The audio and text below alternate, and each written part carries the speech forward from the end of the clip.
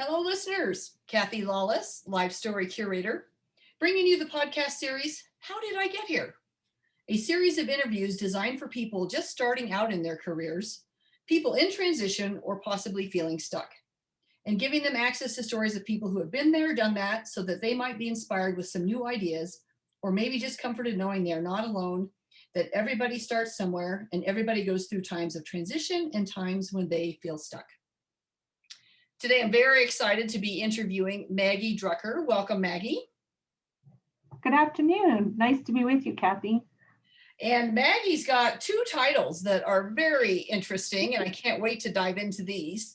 She is the Chief Relationship Officer for ProsperBridge and the Queen of Culture for Rise. So love those titles and love that you have a little bit of fun with the title, because that then encourages people to find out more about you.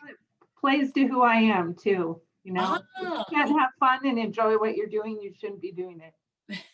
So Maggie, I always like to start with the icebreaker questions, which are, where did you grow up? What part of the country? And where were you in the birth order in your family? And how do you think that shaped you? So I'm a Midwest girl. I was born in a suburb of Chicago and had formative years in Milwaukee and parts of Wisconsin before my family settled in Des Moines, Iowa when I was in sixth grade. And many of them still live there and have family mostly in Des Moines, Iowa.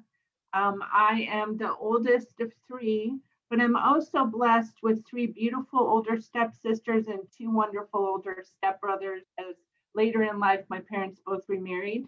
And I feel blessed to call them my siblings as well. Oh, In terms of how my birth order influenced me, I think that it made me a leader. It made me want to lead and take people in a certain direction, or the direction they want to go, but just give them some coaching. My parents divorced when I was 14, and I helped to raise my brother and sister. My mom worked for a few years there, and so I made meals and helped with homework and assured we did our chores, so we could get our allowances and things were in order when mom got home. wow. So for the most part, while you have the blended family later in life, you pretty much were the oldest and then had those tendencies and again, were responsible and helping raise the family. What's the age difference between you and your sister and brother? So I was the oldest. My sister's 13 years younger, 13 months younger. But we are very different. I'm very extroverted. She's rather introverted. It was an interesting dynamic growing up. And then I have a brother that's 5 years our junior and is a typical youngest child, just in terms of how he was cared for as a child and how we all love him. We've all been successful adults and have great relationships now. And none of us live in the same city, which is interesting because we certainly love when we get back together with one another. Yeah, so a close family. Cool. So what activities did you do as a kid? Were you involved in sports or music or dance? Not dance, although I state that would have been my preference. In second grade, I supposedly chose piano, which I took for 6.5 years, and I can play chopsticks now. And that started the day that I was in a Parks and Rec dog show, which that the park happened to be in our backyard. And our 4-month-old black lab puppy had gotten her foot slammed in a car door. So she had a cast, which of course, with a bunch of summer neighborhood kids, made her very popular. And I was winning the dog show as my mom took me off my first day of piano lessons, hence it starting the whole experience off incorrectly. But I certainly value good piano music. I'm just not the one to perform it. And then I did dabble in sports. I was a cheerleader in grade school, played basketball, and my sister and I were synchronized swimmers, and always loved swimming. We grew up on a sailing lake, so we had a very small boat, but we went to sailing regattas as a family and spent a lot of time outdoors and on the water. which probably led to me coming to Colorado eventually. Oh, interesting. The synchronized swimmer. I think you're my first synchronized swimmer. Uh, was that something that you did in the high school? Was that offered in the high school or No, I mean, playing to my leadership skills, it was, again, it was a summer Parks and Rec thing that kind of turned to, we took the classes for so long that my sister and I eventually helped to teach them. And I enjoyed it so much, I wanted it in my school. I went to the Catholic high school in town that didn't have a pool of our own. So I went to the public school. I spoke to them about hours when we could use their pool.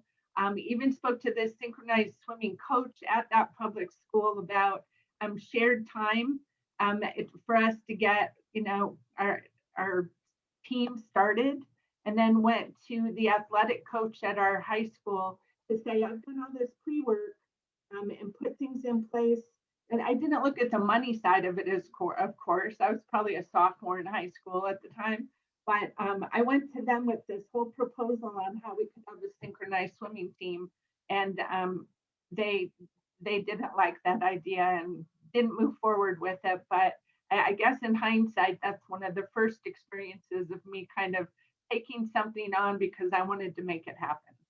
yeah, taking that leadership role but it sounds like you had to talk to so many people. That's really cool that you understood all of the stakeholders or all the people involved and went to all of them to get the buy-in. And even though it sounded like it came up with a no. It was still a good practice to walk through. In life, everything doesn't always turn out the way you want it to, but it gives you that foundational experience of recognizing who the key players are and who you need to talk to.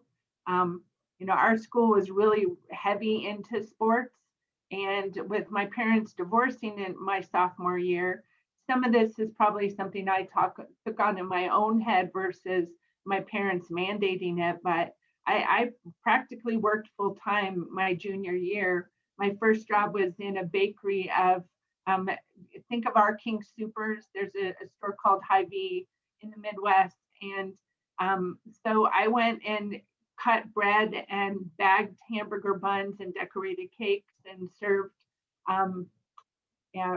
donuts for 6.5 years through half of high school and during holidays of college. Wow. And I'm guessing that's an early morning shift. Absolutely. It was beautiful. I was there at 4 o'clock in the morning. In the summer, that was ideal because by the time my friends woke up to go to the quarry, mind you, we're in Iowa, there weren't a lot of lakes, but there was a quarry nearby that we all went to swim at. And my day ended at 11 or 12. And for teenagers, that was the time most of them were waking up. So I'd get to go out to the quarry and swim and play and go to evening concerts. And I've always taken very little sleep and enjoyed early mornings.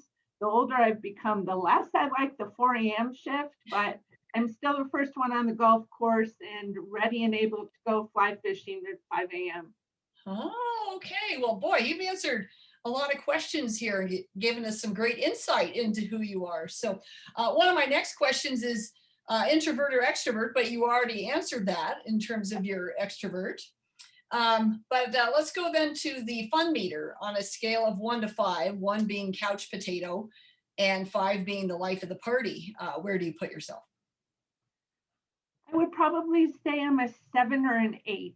There was a time when I was a 10 because I'm also the one who also orchestrates events, and I don't like a lot of downtime. I'm really striving for blackout bingo in life, with the exception of I have a fear of heights. So I'm not going out on that glass platform over the Grand Canyon, and I'm not jumping out of a plane. But I'd say I've tackled a lot of different experiences and continue to wish to do so. Okay, well then that leads to the next question about risk taking. Same scale, 1 to 5. Are you off the charts on risk taking? Yeah, it sounds like. Yeah, I think I'm pretty, when I was trying to reflect on that, preparing for today, and I'm like, okay, well, I got married and moved cross country to California, having only been there once, with the brand new husband and no family or friends there at the age of 21. That was pretty risky. And I've had similar experiences since then. So, yeah, I think on a risk-taking scale, some people might see me as a 10, although I don't do extreme sports. That might be a 10 plus. So I'm rating myself, well, you're 1 through 5, excuse me. So I'm a 5. Oh, well, you can be over. You can be a 10 on a scale of 5. I'm fine with that. And that explains when we talked about your title initially, when you said if you're not having fun, then what's the point of life, right? So, okay, so let's transition then. I love how those questions and the icebreakers give us a sense of who you are and kind of bring us up to a little bit of speed on you growing up in life. But give us a sense of what it means to be the Chief Relationship Officer for ProsperBridge and the Queen of Culture for Rise. So just give us a little snippet of what you do today, and then we'll get into how did I get here? Okay, great. Well, ProsperBridge and Rise are both in their infancy. Both are companies that are less than 2 years old and are considered startups. ProsperBridge is seeking $2.6 million for funding. So presently it's my partner and I, Jervis DeChico. He's the CEO, and we're both working diligently together as any startup does to just kind of take bits and pieces structurally of getting us up and going. I formally joined the company next Monday. I've had to drop some licenses on my financial services side of my business. And presently, Jervis has done a lion's share of the work related to our business. ProsperBridge does this. We contract with companies. I think financial education is so huge. I mean, it's had a pattern and kind of woven itself throughout my whole entire life. Has the passion for education and having people understand what they're doing. Why do they have that job? What do they have access to as tools? So ProsperBridge contracts with employers. We come in, we do monthly educational classes for employees. And then we have personal prosperity assistants, or I think of them as a financial coach that's assigned to each employee. The company affords each employee at least 30 minutes a month to meet with their coach. And they have opportunity to kind of say, hey, I don't know how to create a budget. I don't know if my 401k is set up correctly. Why do I need renter's insurance if I don't own a home? Or if I own a home, I haven't shopped my home in auto in a long time. How can I do that? So it's preparing for different stages of life. And I have found, as we talk about my experience working in HR for a number of years, I could talk to 350, 400 people in a room and share a message, but people wanted the intimacy of one-on-one time to ask more intimate questions and to be more vulnerable. And I really think it's the vulnerability of the human spirit that I'm so attracted to. On the Rise side, so Rise is a financial services business. I won't say that we're typical, we're very atypical. We all work as a team very closely together. There is not a monetary amount that our clients are required to have.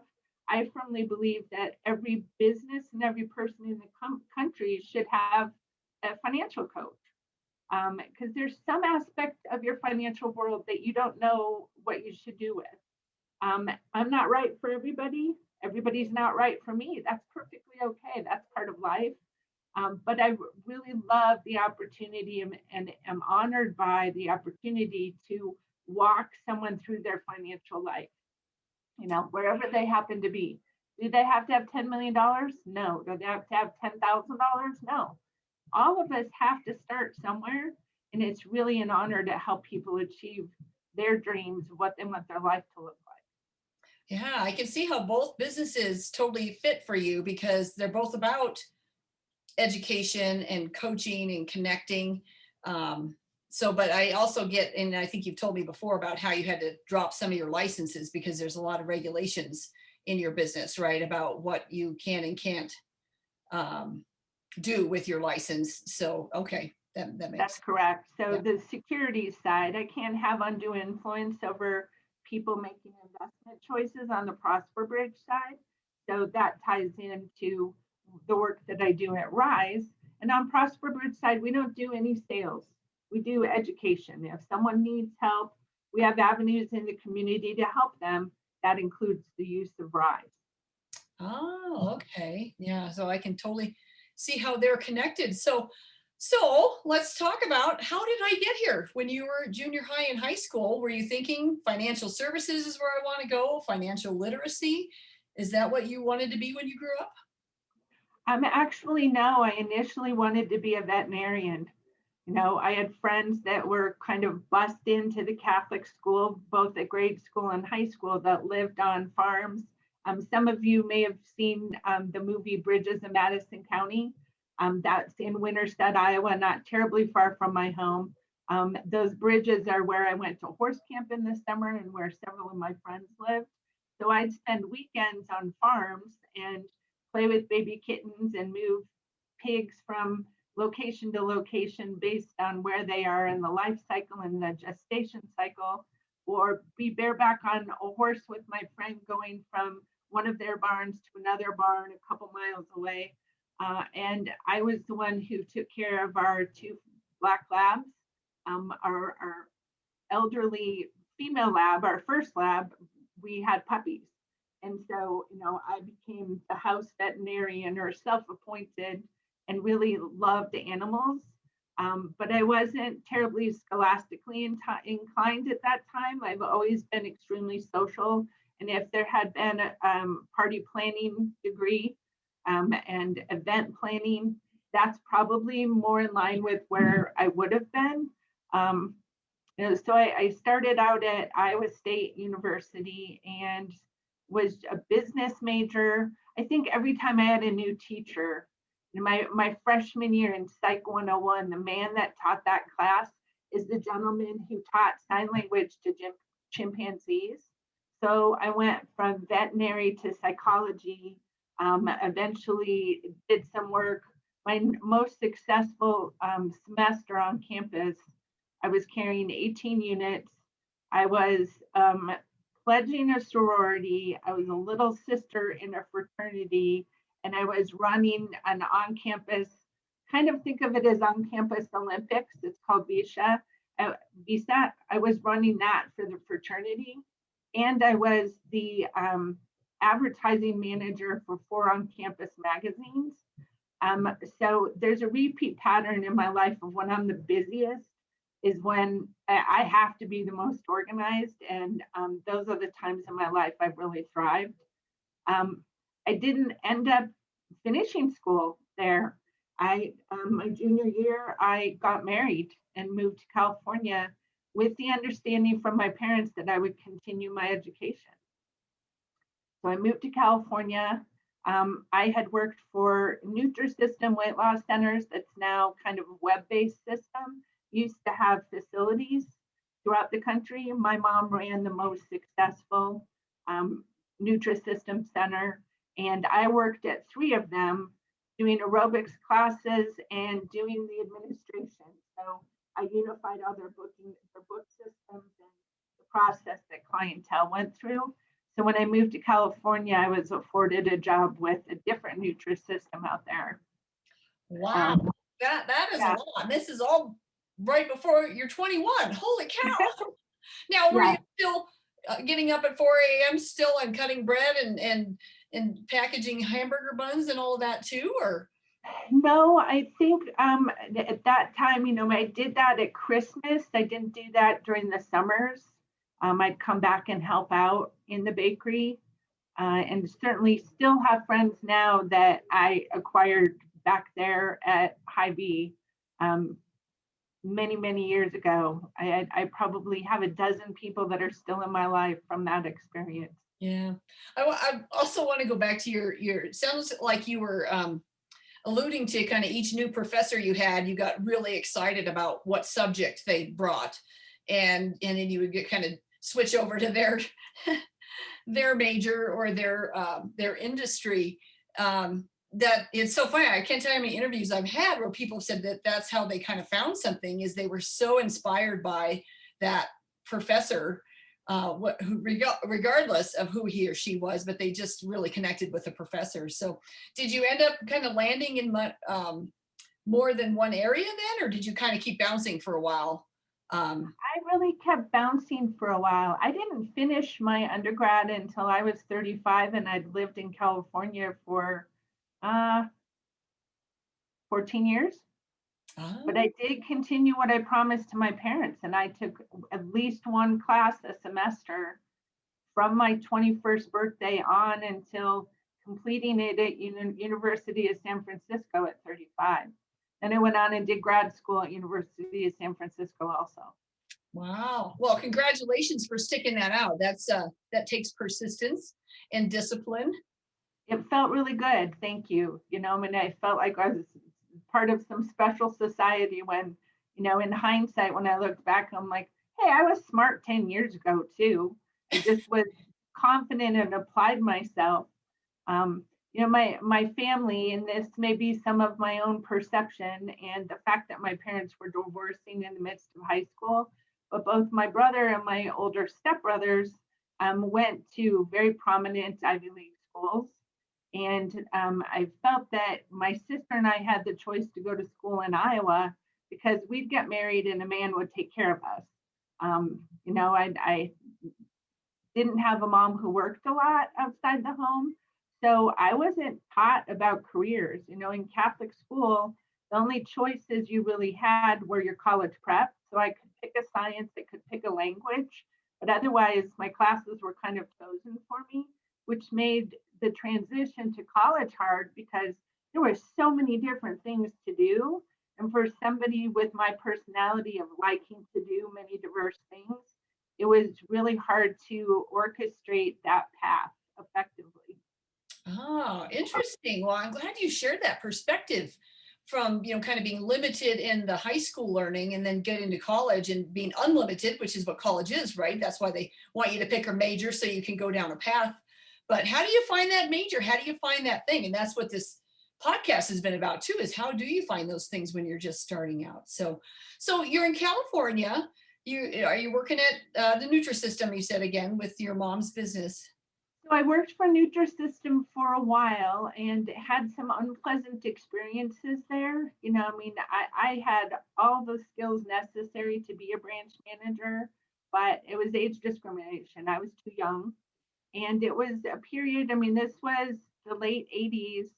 And unfortunately, the centers in that area, it was very prominent or predominant use of cocaine. So, they'd have team meetings and they would be using cocaine. And I thought this wasn't something that I had been exposed to or I was accepting of. And I'm like, you're telling these people that they can come here and that the products work and that they'll get thin and have better eating habits associated with the products. And all of you are thin because you're all coked up all the time. So that wasn't an atmosphere I cared to be a part of. So I quit that job. And that was my first financial job. I went to work for a savings loan as a bank teller. And why did you pick that job? I don't really recall. I think it was close to home. I do remember I didn't necessarily, I've never been somebody who kind of balances my checkbook to the penny. So the accounting side of money wasn't appealing to me, but the financial side and the strategy of how money works. My favorite class at Iowa State was it was an elective called Money and Banking. A lot of my elective classes were in economics. And I love the money multiplier, M3, and the way that money is multiplied and how that affects an economy. That just, things like that have always kind of enticed me. And I'm like, tell me more, teach me more. And not only was it close to home, but it kind of gave me a foot in the door, if you will, to more of financial education. Yeah, I could totally see that. Yeah, and hopefully they weren't doing extracurricular drugs in team meetings. I would No, guess no, not. they were lovely people, but I eventually, in fairly short order, I left that job and I went to work for a printing company doing accounts payable. And I worked there for 4.5, 5 years. This gentleman had a vision of a printing company that also did that process involves a lot. So pre-press is the color separation and knowing which screens to use for which colors when you're printing pieces of art or multicolor documentation. Now, mind you, this was the time when they still had blue bar and carbon copy paper. So I'm aging myself, but I worked for a printing company that did that and eventually grew to have multiple presses. They had pre-press, they had a binding department. That's where I got my introduction to HR. I'm sorry, your introduction, you broke up there. Your introduction to what? That's when I had my introduction to HR, human Ah, resources. So, they didn't have someone who welcomed people. They didn't say, hey, at that time there wasn't hazmat, so there wasn't the yellow paint that we're used to seeing around steps or dangerous equipment. These were big, huge presses, and you needed to stay away from them in certain areas. There wasn't anybody who walked new people through and said, this is where you put your lunch, and this is where the time clock is, and this is, nobody gave them the lay of the land. And around that same period of time, two other things happened. In California, you had to have a safety committee and you kind of had to document your safety meetings, and open enrollment happened. And there wasn't anybody to meet with the broker to negotiate our benefits. So, as is often the case, I always had an attitude of, oh, I don't know it, but I can learn it. I never had it's not my job thought process. So I'm like, oh, you want me to do that? Okay. You want me to do that? Okay. I mean, it makes you much more employable if you're willing to take on things and you do them well and you ask questions, so you do them correctly. And I can still remember that first gentleman that I sat down with that was a really successful benefits broker in town. And he explained benefits and why it was important and what our employees needed. And that was the impetus to my interest in human resources and my path of being the welcome wagon / culture queen, wanting people to feel included, wanting people to value their jobs. I've never had a job. I mean, I might have had a period of time where I disliked a job, but I've never disliked what I did, you know. And I've met with people who absolutely hate what they do, and I have no understanding of that. It just doesn't compute in my head. Why would you do that? Why would you get up every day and go do something you dislike? So that job I stayed at for quite a while because keep in mind, Kathy, I still didn't have my degree then.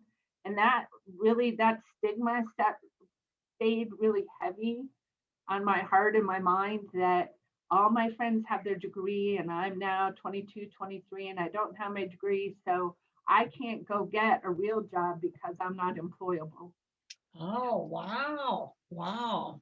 So you gave that no degree a lot of meaning and it weighed on, yeah. Well, I gotta say, I was similar. I went from high school and started working, didn't know what I want to do in college. So why would I pay for anything? I didn't even know what college could give me. Similar time frame, I think this was the 80s. But I remember when I started working in more of a corporate environment, the first thing right away I realized was I felt like I was at a disadvantage because I didn't have a degree. And so then I started going to school part-time, working full-time, and then got the degree over a period of time. So yeah, I totally can relate to your mindset about, oh, it's a gap and it's, I need to get that. I felt like I needed to get the piece of paper, the credential, and then, but it was also easy because I was getting a business degree and I was working in a business and management. So they just went hand in hand. Everything I was learning at school fit with the job, everything the job fit with school. So it was pretty easy to kind of pull off, even though it took a lot of time. So I agree and I understand. what was So your job when you started at the printing company? So ironically, you say that. I was just going to mention that when I started there, I did accounts payable Then I did accounts payable, accounts receivable. Then I did payroll. Then I assisted the controller. And as all this happened, the company was teeter-tottering. So it went from being really successful and upwards of 100, 125 employees and managing open enrollment and helping people, on board, to the opposite. Sadly, the owner got into business with people he shouldn't have that didn't know how to run businesses. And long story short, the controller left, and my last job there was interim controller. And I locked the business when it went bankrupt and moved the computer system to the owner's home and transitioned some of the business. And they immediately started business again under a different entity, but helped in the termination process and downsizing of the company before I left them. And that was really a blessing, because it would have stayed based on my mindset, and got my first HR job working for a specimen laboratory, PCL, that had hundreds of locations all of California, and had draw stations. So I don't know what labs, there's LabCorp, places like that here. It was similar to that. It was a very large, successful company for a period of time. And I was a benefits coordinator. So I ended up in that position. This is kind of pre-computers. I loaded the back of my car with a file box that had like enrollment paperwork for benefits and follow-up information for your vision insurance and dental insurance, and your 401k. And I did classes. I lived in Sacramento, and I did classes in Santa Rosa, Palo Alto, San Jose. And I would pick different draw stations along the way, because I wanted to know what they did. I wanted to know the employees. I wanted to help the employees. And I've always been face-to-face. I'm not a call this 800 number person. I wanted to really help people and have face-to-face time with them, because they're busy draw station. They're not going to stop in the middle of their day to call HR. But if I stopped by, inevitably people had questions. So that was kind of the start to my HR career. Wow. I can see how the dots got connected. So had there been, and I guess I don't even know what it's called today, had there been a major in college that was HR, do you think you would have picked that way back when? I would have known to pick it. I was at the disadvantage where I wasn't ever supposed to have a career. Or maybe it was my parents thought, gosh, she's so set on being a veterinarian, we don't need to tell her about anything else. I don't really know. But in my head, I was supposed to be a wife, a mother, PTA. I was going to be like my mom, and my husband was going to work, and I was going to raise the children and be there to support him. And so I didn't even have a feel for what it would be like to have a career. Yeah. And what careers were even out there, let alone what strengths you had to fit into a career. Wow. Interesting, how we grow up with this notion of what we're going to be and do, or no notion, right, of what we're going to be and do. So, well, cool. So that got your start into HR. How did you end up then getting into Colorado? And I'm assuming you kind of just kept in the ranks of HR over time. I did stay in the ranks of HR. I worked in the benefits area and 401k education for a long time. So eventually, sadly, that company also went under. Bad management practices from the owner and his son drove the company under. And I left there and had the fortunate experience to work for Packer Bell NEC Computers. One of the most interesting jobs. So think of that as one of the startups of Colorado, just like grows by leaps and bounds, and they grow so fast that their policies and their internal structures don't keep up. That's kind of what Packer Bell was like. So by the time I was there, I was 30. The average age of a person there was 35. The earthquake had happened in California, and they lost their facility in Southern California, purchased the old Army depot in Northern California.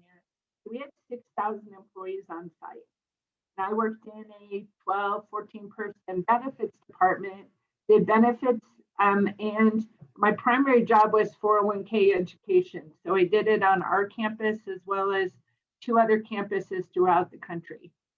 And I ran all the leave of absence for the whole company. So anybody who went on a leave of absence had to process through me. Wow. Wow. So you really kind of jumped into the fire. Well, it was nice to be part of. I mean, we were writing policies and helping to create policies, and it was just an interesting time to see. This was the .com. I mean, they were buying people houses as part of their relocation and fully paying for them, and lots of crazy things went on during the .com in the Bay Area. And I was at that company for a few years. They had an employee shooting. A prior employee used another employee to get in, and that place was like Fort Knox. I mean, you had to go through security to get in every day. I'm sure it was a little more lax prior to the shooting, but I dealt with the repercussions of what's now known as PTSD, and employees that were still traumatized by the gunshots that nobody was shot, but there were gunshots in some of the walls of the buildings. And it was an interesting time and a very educational period of time. I can tell you that those same 12 or 13 people are still very, very dear friends now today. Every time I go back to California, we all get together and have a dinner or lunch, usually at our favorite sushi place. But it was a really fun time, and very instrumental in my career. Yeah. So it's a pivotal age probably for you because you're doing all that learning and growing, but contributing, big role, but amazing time because the .com were booming, right? Everything was booming. But with boom comes kind of a little bit of craziness, like what you're saying, right? There was also an earthquake and then a shooting. And so from an HR perspective, or just from a leadership perspective, there's a lot going on to manage and navigate. Wow. So a lot of, like you said, just shared experiences between you and those 12, 13 people. And that's memorable. Absolutely. Well, and then eventually, having been through some downsizings in the past, I thought we're HR. HR is always the last to go because we did a fair amount of downsizing, and we would help through the process of outsourcing resume review and things like that to 300 or 400 people. And then one day they called all of us and the whole maintenance department into one of the on-site buildings. And we were all let go at the same time. And we were all in shock because it's like, oh my gosh, this company must really be doing poorly if all non-profit generating departments are being eliminated. And sure enough, Taco Bell and EC met their demise shortly thereafter. Wow. Wow. So you get to see the highs and the lows. Absolutely. In retrospect, I looked back and thought, well, they shouldn't have been buying those people houses and using their money frivolously, and doing more to, they were good computers. I just think that there was, I don't know, I wasn't close enough to the workings at that time. It was such a big company.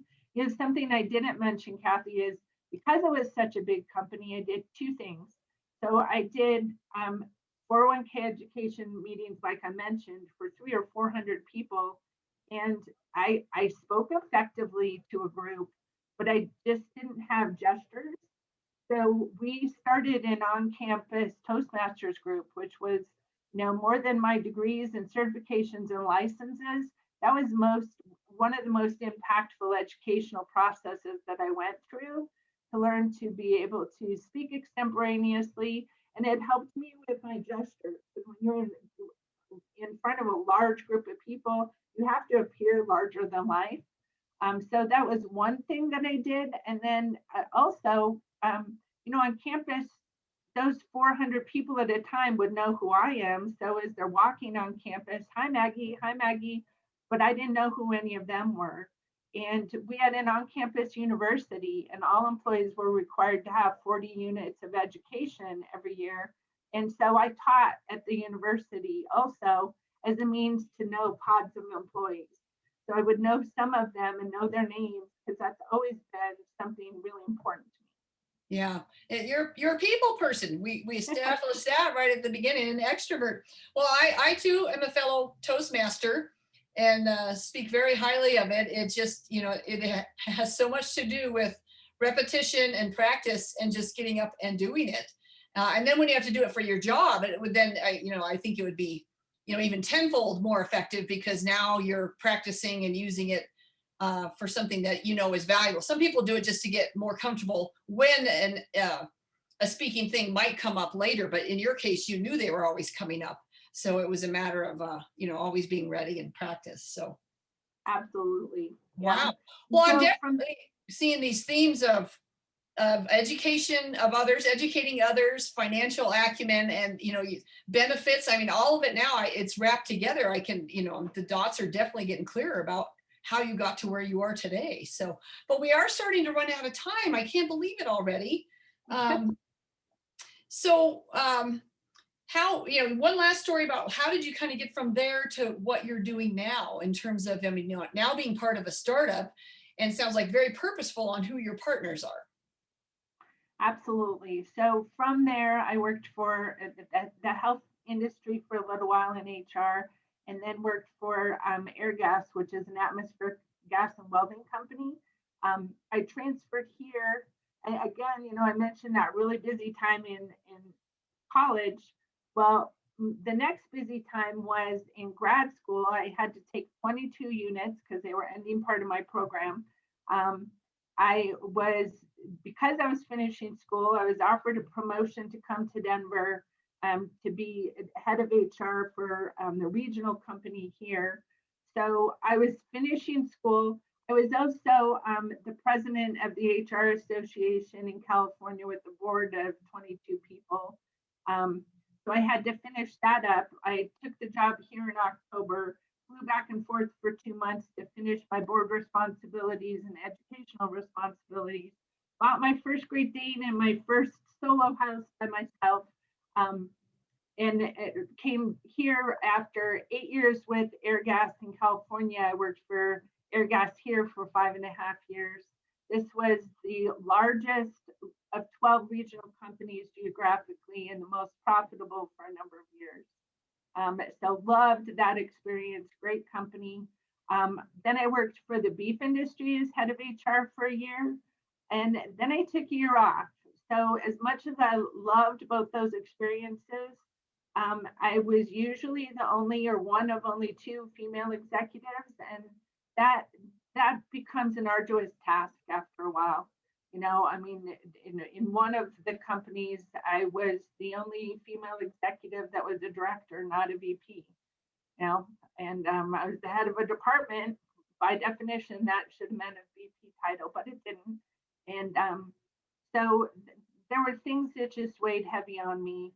I felt like I wasn't learning new things, which I always like to do. I was transferring knowledge to people.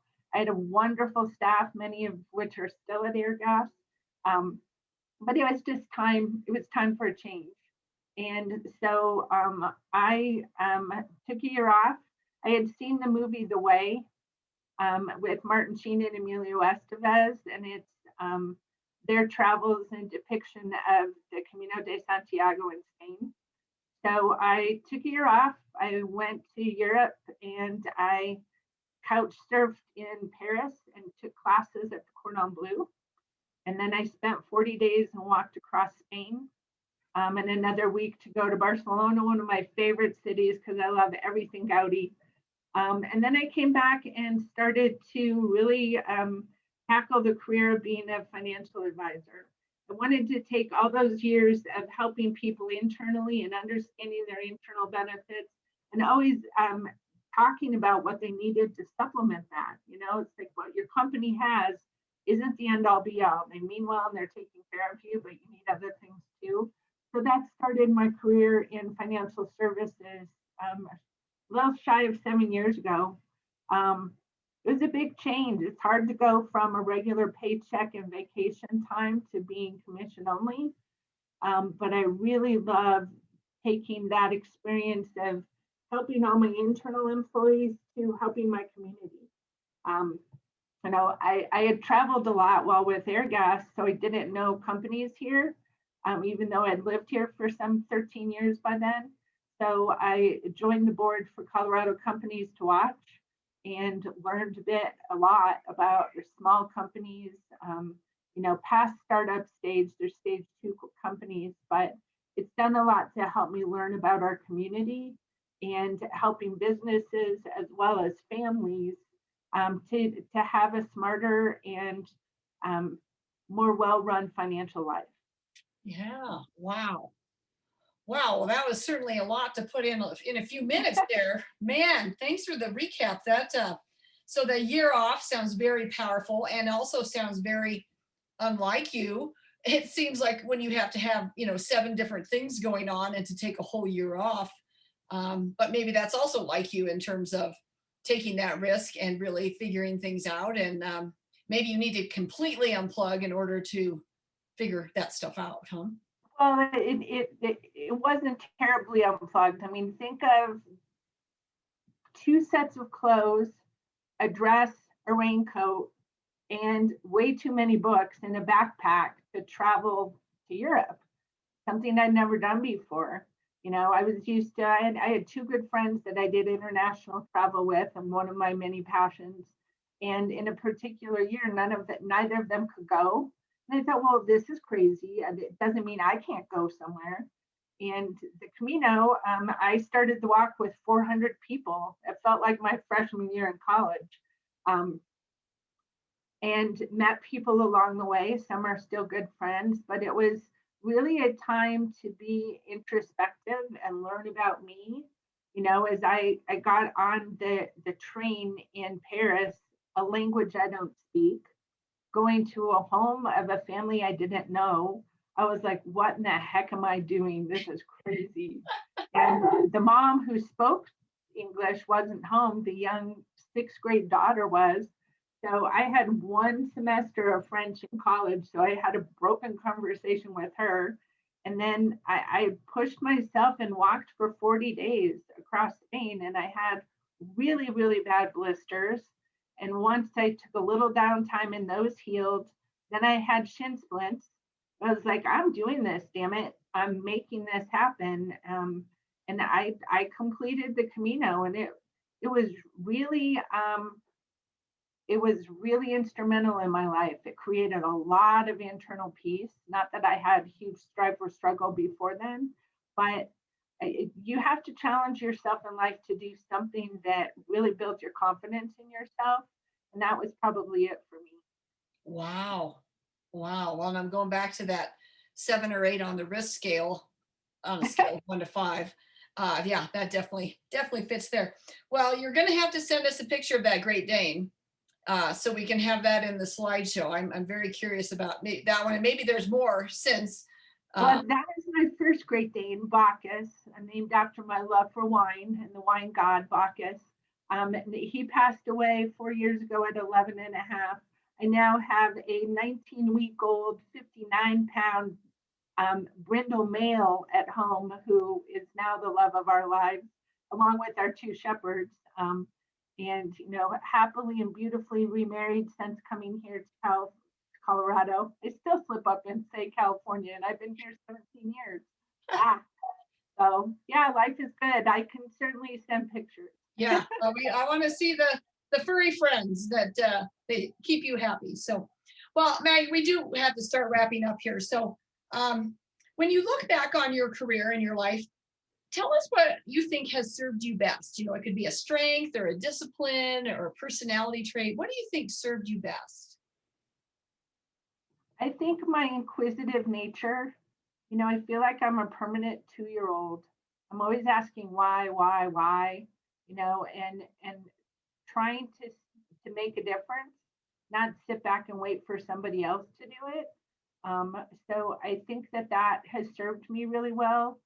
My diverse interests mean I have an inquisitive mind and I'm willing to help do different things. And I think that I warm up to people easily, and I have long-standing relationships. I mean, they just last a really long time. I care about people. I do birthday cards as much as I can. Facebook's really helpful for Oh, women. yeah. Um, but I really value and appreciate the people in my life, and I hope I make them feel that value. Very cool. Well, you're in the people business. Yeah. That matters. And then any words of wisdom that you got at one point in your career that stood out for you, that you kind of went, oh, I'm going to use this going forward for myself and for others? I would say, and I don't know whose quote this is, but it's a quote that I've tried to remember to live by. If you always do what you've always done, you'll always have what you've always had. And I've always, I don't aspire to be a multi-kajillionaire and have tons of money. I want to be comfortable and I want to have a lot of good life experiences. And I can make that happen. Everyone can make that happen for themselves. You just have to pull yourself up on your bootstraps and make it happen. Wow. Love that. Love that. Well, that'll definitely be quoted in the abstract. So, well, and I think it's a perfect inspirational ending for our conversation today. And I think, though, because you're part of 2 startups, maybe a year from now, I need to check back with you and do another interview to say, well, where are we now that I love that. another year has gone by? And our goal is to help 750,000 families or people in the first 10 years. I'm hoping we're well on our way a year from now to accomplishing that goal. well, awesome. Well, I'll definitely have you on the list for round 2. So thank you so much for sharing your story today. And thank you. And listeners, if you enjoyed today's interview, please subscribe below and you'll be notified when other interviews are published.